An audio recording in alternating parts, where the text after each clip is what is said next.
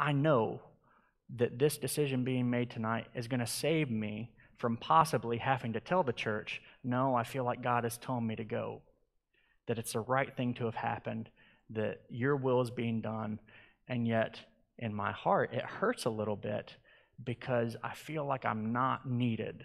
Like I told that to God. I know it doesn't make sense, but that's like the kind of pain I'm feeling. And you've probably had experiences like that where your emotions are going an opposite direction of your logic, and you understand that you're going in the wrong direction. And I said to God,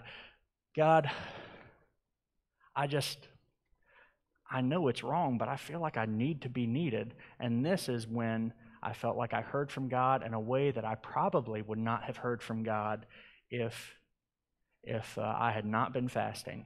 And I know it's difficult to prove, but I felt like God said to me, Ian, I need you. And I just about started crying because it was so moving to me to feel, well, but I thought, God, you're the maker of the universe. How in the world could you need me? You don't need anybody or anything. You are self-sufficient. And there wasn't anything else. And I don't know what it's like for you, but I feel like in my Christian walk, I need people in my life who are farther along than I am.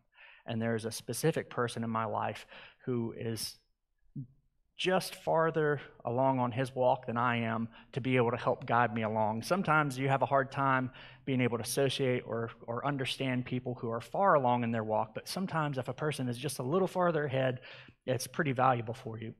And this man is that for me.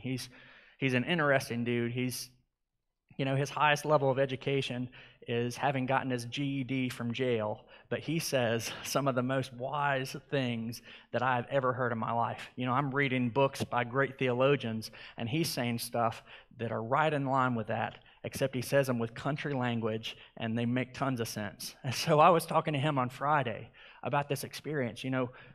Do you think I heard from God? Because that's the question we have often, isn't it? Is that just a voice in my head? Is that me making this up? Or is this actually God trying to say something? And if you've ever tried to hear from God, I'm sure that you have asked those questions before. And I was asking this friend of mine, and I feel like he hears from God in a powerful way. And I said, do you think God said that? Because God's all powerful. God can do anything he wants. Why would he need me? And he said, yeah, he needs you. But it's important to remember how he needs you. There are certain things that will not happen unless you do what you're supposed to do. And he said the way that you can understand this is that God needs you the way a carpenter needs a hammer. And he just kept on emphasizing the fact that we're to be God's hammer, God's tool, that it's God doing the work, but we are the tool with which God is using. And I believed him, but there was a little doubt left over. And I got to church Sunday morning, and I preached, and then Robert came up to me, and he said, Brother Ian, I just want to tell you that I've been feeling like God was telling me all week long to make you something in my shop. And I resisted until Saturday night. He said the storms were still coming, and it was a good way to keep my mind off it. I went into the shop. After you'd preached on using the shop, I decided I was going to, and I wanted to make you something. And he opened up his Walmart bag, and he handed me what he had made for me the day before, that he felt like God wouldn't leave him alone in trying to get him to make it. And this is what he gave me. He gave me a little cedar hammer. And I'm getting chills just telling you this, that it's God saying, I'm here, I'm in control, I still need you, I'm watching out for Pleasant Hill, the right things are happening, and I'm still working. And trust me. And I bring all this up to say that I believe there's power in fasting, that it changes things. It's hard for us to pin down exactly what's happening, Because, you could say, well, maybe this same thing would have happened if I hadn't been fasting. Maybe I would have heard from God still anyway. Maybe so. But y'all, when I fast, and when it's done right, when I've gotten past that hard point, when I've done it often enough that I'm not struggling through it, it is as if the things that God is trying to do in our lives are supercharged. We can hear from Him clear. We know more of what He wants to do. It seems as if He's more active. It seems as if prayers are more likely to be answered. And so what I'm saying to you today is maybe we should fast. Maybe you should fast and see what happens. Don't you think this might be a time in the church's history where we need it? We've been through a lot. Y'all have been through a lot. Personally, there's a lot of people in this church who've been through a lot. And so what do you think it would look like if you in your personal life begin to make decisions and say, you know what, God, I'm going to fast because I want to hear if the person I'm dating is the person I'm supposed to marry. I want to hear if the job that's been presented to me is the one that I'm supposed to take. I want to hear how I'm supposed to be dealing with my child that I'm struggling to deal with. I want to know what it is you have for me next. Father, I want to make sure that the next pastor we get here is one that's going to be right for the church. And I believe that in all of those things, all those prayers, that somehow it's mysterious to me. I don't understand exactly how it works. But by fasting, things are changed. And so what are the nuts and bolts of this? First of all, as I said, if you're going to fast and focus on food, you need to understand that it is going to be hard at first. That's just the way it's going to be. And that if you just do one fast once and then another fast in the next month, every single time you do it, it's going to be incredibly difficult. The time where you begin to get some traction is when you go more than 1 day, more than 2 days, even 3 days. On the 6th day, and I know this is a long time, but that's when you really feel that noradrenaline kicking in. You might have extra energy. You might feel better than you had before. You might feel like you can fast forever. But what I want to get across to you is you don't have to start with that.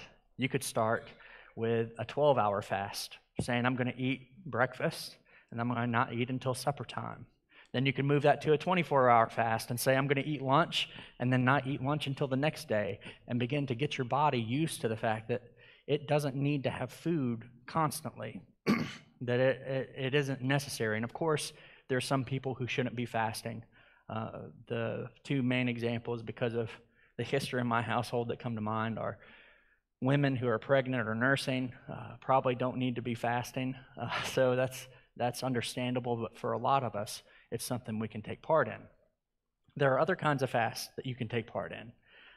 A fast from Facebook, a fast from video games, a fast from TV.